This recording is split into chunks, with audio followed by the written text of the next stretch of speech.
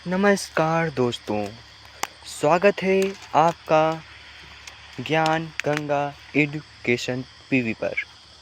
तो आज हम चर्चा करेंगे प्राचीन काल के बारे में, यानी पाषाण काल की कहानी। पुरा पाषाण काल, मध्य पाषाण काल और नवपाषाण काल की क्या क्या विशेषताएं हैं, क्या क्या खूबियां हैं, उनके विषय में जानेंगे। तो चलिए आओ शुरू करते हैं देरी न करते हुए। नंबर 1, तो हमारी पहली हेडिंग है पुरा पाषाण काल। यह काल लगभग 20 लाख वर्ष पूर्व से 10,000 ईसा पूर्व तक माना जाता है। इस समय मनुष्य अपने भोजन की व्यवस्था के लिए फल सब्जियों को इकट्ठा किया करता था और शिकार के लिए इधर उधर घूमा करता था। इस समय मनुष्य का जीवन घुमंतु हुआ करता था। वह जंगलों और गुफाओं में रहता था।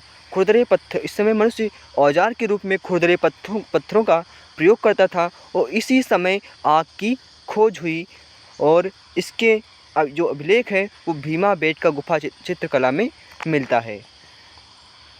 नंबर 2, मध्य पाषाण काल। तो आइए जानते हैं मध्य पाषाण काल की क्या विशेषताएं हैं। यह काल लगभग 10,000 ईसा पूर्व से 8,000 ईसा पूर्व तक चला।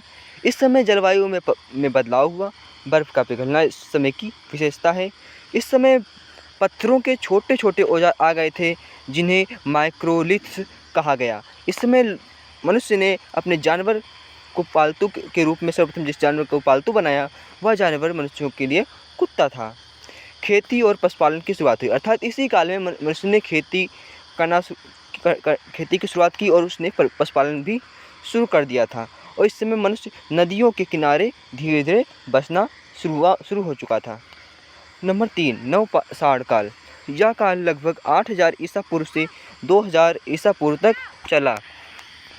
नवपाषाण काल में देखा कि इसमें खेती की शुरुआत हो गई और खेती की शुरुआत में इसमें क्या हुआ कि गेहूँ और जौ की जो खेती थी वह सर्वाधिक प्रचलित थी और इसके साथ साथ चावल की खेती भी होती थी, यानी कि धान की खेती भी होती थी। और इस समय मनुष्य स्थायी मकान बनाकर गाँव के रूप में रहने लगा। इस समय मनुष्य ने पशुपालन में गाय भेड़ बकरी भी जुड़ गए। इसमें मनुष्य मिट्टी के बर्तन बनाना सीख चुका था और कपड़े भी बनाने लगा था और उन्हें पहनने लगा था। और इस समय समाज का वर्गीकरण भी हुआ और इस समय के प्रमुख स्थल हैं मेहरगढ़, बुरजाहोम। कंक्लूजन इस प्रकार से हम निकाल सकते हैं कि पाषाण काल ने मानव के जीवन में आधुनिकता की नींव रखी और पत्थर से शुरू हुआ सफ़र अब पशुपालन और खेती तक पहुंच चुका था। तो दोस्तों, आज का वीडियो यहीं तक था। हम आपसे अगली वीडियो में मिलेंगे जो कि हमारी वीडियो सिंधु घाटी सभ्यता पर होगी। तो यदि आपको हमारा यह वीडियो अच्छा लगा हो तो वीडियो को लाइक कमेंट्स और शेयर करें और अगर ज़्यादा अच्छा लगा और चैनल को सब्सक्राइब करें और ज़्यादा से ज़्यादा लोगों तक इसको शेयर करें। और अब मिलते हैं हम आपसे अगली वीडियो में। धन्यवाद। जय हिंद।